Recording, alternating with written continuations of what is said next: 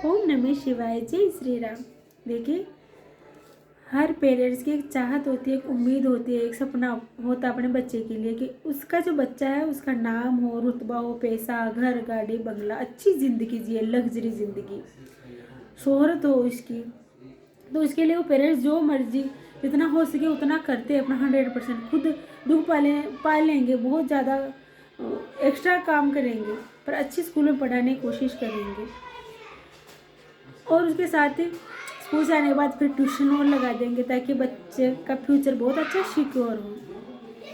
तो उसके लिए पेरेंट्स भी बहुत जद्दोजहद करते हैं, लेकिन अगर जो बच्चा वो उम्मीदों पर खरा नहीं उतरा तो पेरेंट्स भी टेंस और बच्चे पर भी एक प्रेशर क्रिएट हो जाता है।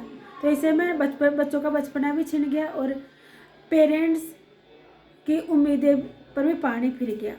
तो ऐसी स्थिति बहुत घरों की हो रही है। इसी वजह से परिवार में टेंशन का माहौल, तो वो टेंशन का असर वहाँ उस रहने वाले लोगों पर आ रहा है, बड़ों पर, बच्चों पर, सब पर। इसी वजह से कहीं ना कहीं है ना, बच्चे डिप्रेशन का शिकार हो रहे हैं अपने माता पिता से। बच्चे क्योंकि अपने माता पिता है तो बहुत प्यार करते हैं और इसी वजह से अपने माँ बाप को दुखी दे करके, भाई मेरे माँ बाप का सपना ऐसा है, मेरे लिए इतनी मेहनत कर रहे हैं और वही चीज़ें मैं मतलब अच्छे से नहीं कर पा रहा हूँ, तो बच्चे पर भी प्रेशर रहता है कहीं ना कहीं इस बात का। तो ये डिप्रेशन का कारण बनती जा रही है।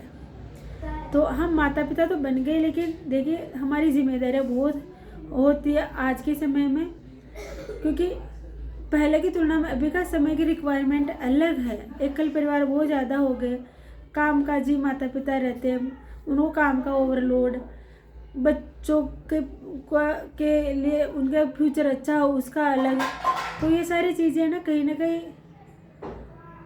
अपने अपने स्तर पर एक चाहत, एक उम्मीद और वो उम्मीद का प्रेशर, तो एक हेल्दी जीवन नहीं होता है वो।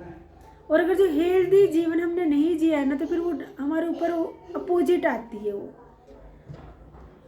क्योंकि वो लंबे समय तक हम किसी भी चीज़ को ज़बरदस्ती नहीं कर पाते हैं।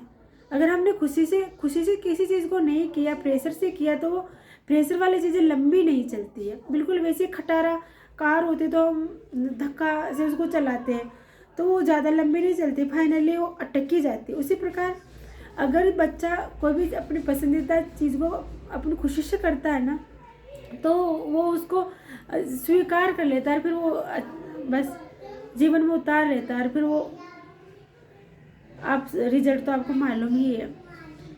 तो आप सबसे पहले अपने बच्चों को समझे कि आपका बच्चा कैसा है, उसके गुण कैसे हैं, उसकी चाहते क्या है, फिर उसको वो सारी चीज़ें आप उम्मीदें पाले अपने बच्चों से, या फिर उसको प्रेशर में, या ये सारी चीज़ें जो आप करते हो।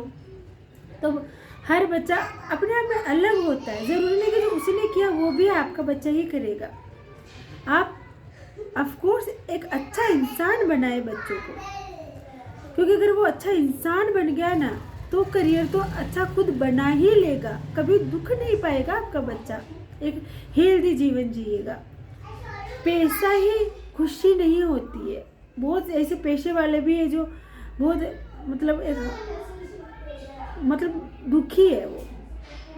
इसीलिए सबसे पहले एक अच्छा इंसान बनाए, इस बात का ख्याल रखे। और बहुत सारे पेरेंट्स ऐसी गलतियाँ, छोटी छोटी गलतियाँ, फिर वो बच्चे के ऊपर कितना मानसिक लेवल पर कैसा असर डालते, वो चीज़ को नज़रअंदाज कर देते।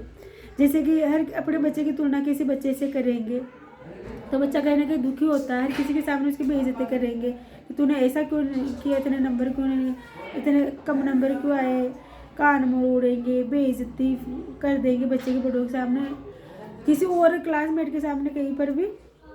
तो ऐसे बच्चों को मोटिवेट नहीं करते। बहुत सारे पेरेंट्स ऐसे होते हैं कि घर को बिल्कुल नीट एंड क्लीन, साफ सुथरा होना चाहिए, बच्चे गंदगी कर देते तो उनको मारेंगे, पीटेंगे, तो ऐसे बच्चे का मानसिक विकास रुक जाता है, नहीं हो पाता है।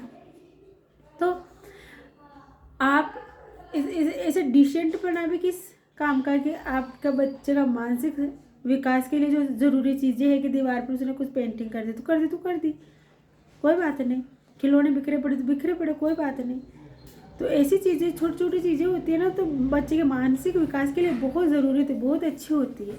खुश रहता है बच्चा ऐसे, और अच्छा बाद में होमवर्क भी करेगा ना, बहुत खुशी से करेगा। तो ऐसे में आप अपनी जिम्मेदारी को समझें, समय की वैल्यू को समझें, क्योंकि उस समय एक अलग परिवेश था। पहले के समय में रोज़गार के लिए अलग चीज़ें थी। पुराने समय में हमारे पापा और दादा और के समय में खुले बड़े मकान हुआ करते थे, और भी बच्चे हुआ करते थे, तो मानसिक विकास बच्चों का अलग था। और अभी की जीवन शैली अलग है। उम्मीदें पालने से पहले अपने बच्चे को ज़रूर समझें, और उसी के अनुसार आप फिर आगे जो भी आप काम कर रहे हो वो करें, ठीक है ना। हेल्दी वातावरण के घर का, हेल्दी का मतलब समझते हो ना, तो उसी से आप खुश, आपके बच्चे खुश।